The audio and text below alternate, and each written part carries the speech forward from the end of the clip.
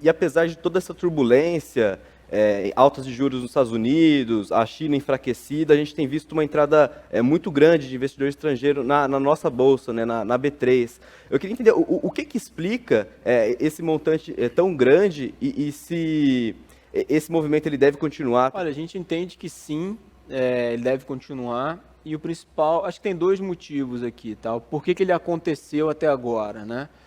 Quando você olha outros emergentes, diversos deles estão piores do que o Brasil, né? Que seriam nossos, digamos, competidores por fluxo de investimento. Então, a própria Rússia foi eliminada, né, dessa competição.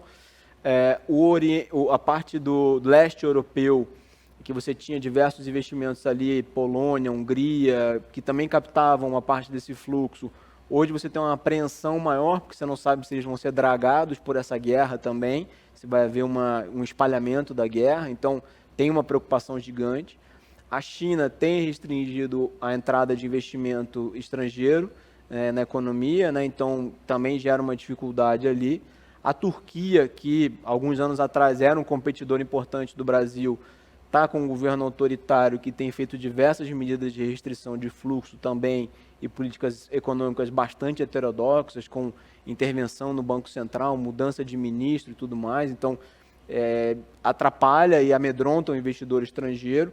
A África do Sul está com uma crise política fiscal bastante graves também. Então, assim, sobram poucos países nessa dinâmica para competir dentro da área de emergentes pela alocação de dinheiro. E o Brasil, quando a gente olha o que foi feito desde a pandemia, assim, foram políticas bastante responsáveis, né? O nosso fiscal voltou a melhorar depois dos gastos da pandemia, o país bem ou mal está crescendo, a inflação está sendo controlada com o Banco Central independente.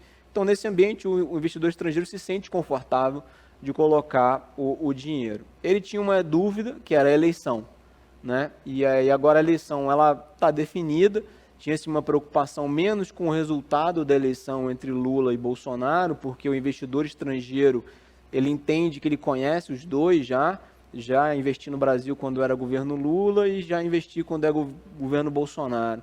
Eles estavam mais apreensivos com a possibilidade de algum distúrbio antidemocrático evitar a transição ou coisas do tipo. E a gente está vendo que com os discursos recentes do presidente Bolsonaro, inclusive aí nos vídeos, ele tem sugerido uma transição muito mais tranquila, né, apesar das manifestações legítimas nas ruas.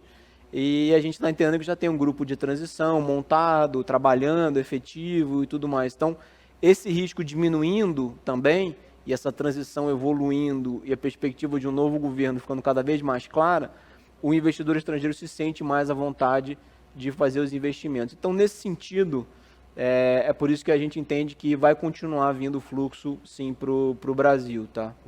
Stefano, você tocou no assunto do crescimento do Brasil, né? Até o início do ano havia uma perspectiva pessimista mesmo sobre o crescimento do Brasil, né? Bancos, enfim, com perspectiva até de recessão para esse ano. Nesses últimos meses a gente tem visto os economistas revisando para cima, né, os números do crescimento do PIB desse ano, mas para o ano que vem ainda há uma perspectiva de crescimento baixo. Eu queria entender por que dessa perspectiva de crescimento baixo e qual é o país que o Lula vai assumir a partir do ano que vem, quais devem ser talvez os principais desafios ali que ele vai encontrar. Uhum. Aqui a gente tem que fazer uma meia-culpa, né? Os economistas erraram bem aí as projeções de PIB para esse ano. A gente tinha uma contração de quase 0,5% de PIB projetado no início do ano, em janeiro, e hoje a gente está falando de alguma coisa aí próximo de 2,5% com 3% de crescimento, né? Então realmente foi uma surpresa. Acho que o principal destaque é o setor de serviços, que a gente não tinha na conta que seria tão pujante na reabertura da economia. A gente imaginava que seria uma recuperação mais espalhada ao longo do tempo e não tão intensa. Ela está sendo intensa e espalhada. Então, nesse sentido, o PIB desse ano realmente vai ser melhor e puxado bastante, concentrado pelo setor de serviços, tá? Para o ano que vem, a gente acha que é mais difícil, justamente porque aí, feita a reabertura, já não deveria ter mais um ímpeto tão grande do setor de serviços para puxar a economia, né? Então, você tira esse motor, digamos, que a gente teve em 22. Aí você tem o mercado internacional, onde a gente comentou há pouco que deve entrar em recessão a Europa e Estados Unidos e a China crescer pouco, então também não vai puxar a gente através do mercado internacional. Então, nas nossas exportações, talvez não seria um fator de crescimento. E esse ano a gente teve um estímulo fiscal grande também, de Auxílio Brasil e transferências do governo, nas vésperas da eleição, ou por conta talvez da eleição, né? E provavelmente esses estímulos no ano que vem vão ser iguais ou menores, né? Dado que o espaço fiscal é menor no ano que vem do que a gente tinha esse ano. Então a gente meio que queimou a nossa gordura. E o último fator é de que a taxa de juros ela atua na economia com lags, né? Então o máximo dos juros que a gente está vendo hoje, de 3,75, provavelmente vai bater na economia de maneira 100% no ano que vem.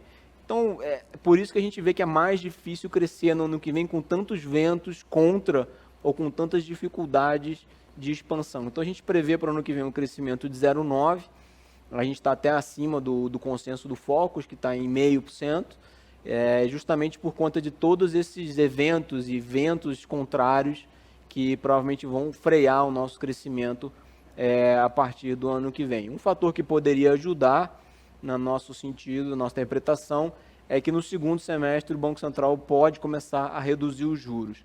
Antes que isso faça efeito na economia, porque, como eu falei, o lag é longo, mas isso gera algum certo otimismo de recuperação e perspectiva positiva para frente. Então, talvez possa ser um fator importante aí para o crescimento no ano que vem. Então, o presidente Lula ele herda uma dificuldade de crescer no ano que vem, por fatores internos e externos que vão frear o crescimento e puxar o PIB talvez para uma dinâmica mais lenta no ano que vem, que gera uma preocupação adicional que é o fiscal, que eu mencionei agora há pouco, porque já tem gastos desse ano eleitoral que ficaram para o ano que vem, né, e que vão ter que ser atendidos, então já teríamos um déficit primário aí para o ano que vem. Se você cresce menos, também a sua receita cresce menos.